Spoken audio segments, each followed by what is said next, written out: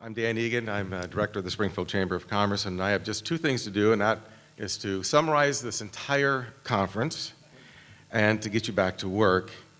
I'll try to do it quickly. And the first thing I'd like to do is just a couple of comments that I had prepared, actually knowing I was going to be up here.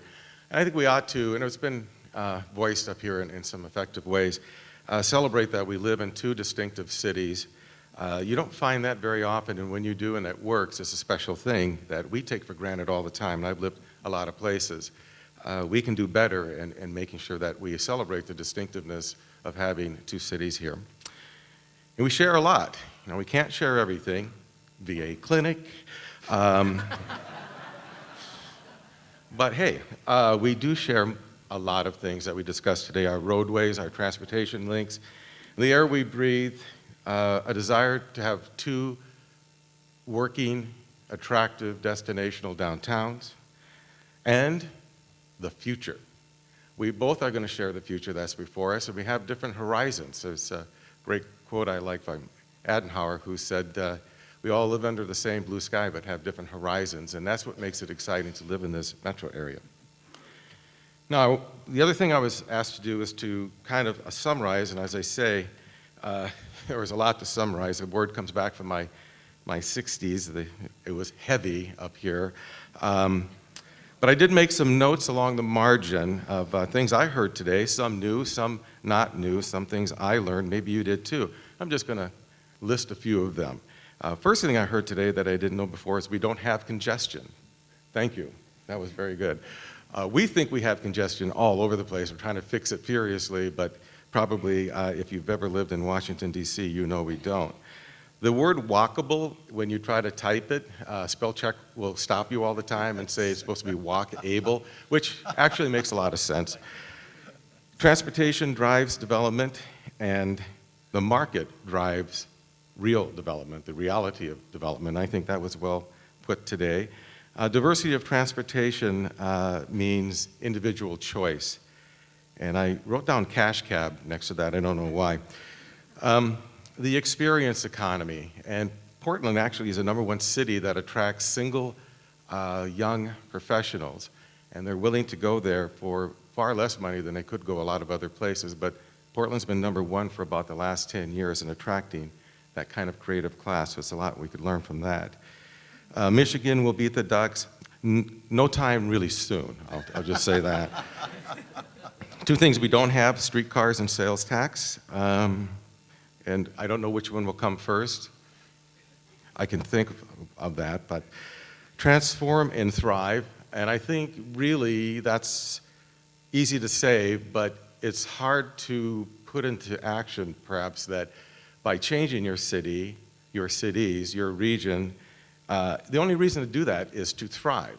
It's not to answer some disastrous kind of thing or make people happy. You can't make everybody happy, that's for sure. But if you work that hard to transform something, let's make sure that it's to thrive.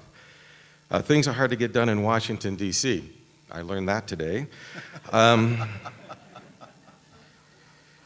Who do you aspire to be? And I have to say that I do agree that both cities are working hard on this. 2 days ago, a team from Springfield went to 5 Oregon cities within 1 day's drive and looked at their downtowns. And these aren't cities that are our size, they're mostly a lot smaller, but they have a lot going for them, and we can learn a lot. We have to continue to explore and learn because we have work to do in our downtowns. Cities are like people. They need vision and confidence. I think that was an important thing that was said today. And you need to focus 20 years in the future, even if you might not be alive. And how difficult is that? I think we were shown a way to think about it that might make sense for all of us, and that is important. Snout housing. I never knew what to call it, but that is what it is, those garages out in front. Take a whack at having problems turn into opportunities. Again, it's very tough, but sometimes all it is just a click in your mind about, you know, you're having a challenge. How can we take advantage of this challenge? And if you never go there, you will never see it. But if you go there, it just might happen. We have a leadership culture. I didn't know that before, but we do. We have a leadership culture. A former governor of ours, just before the two K governors we had, the first K governor once said, when I asked him about, is there leadership in Salem, he said, there's way too much leadership and not enough fellowship. So we have to engender both of those. And it's Granny Flats A.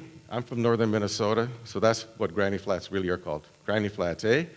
That's a Canadian thing, and I came here for 3 years. People asked me what province I was from. I said, Minnesota. Okay.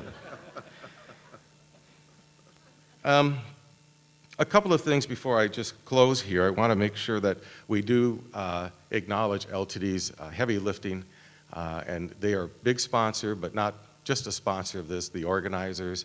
And let's give LTD another round of applause for bringing us together.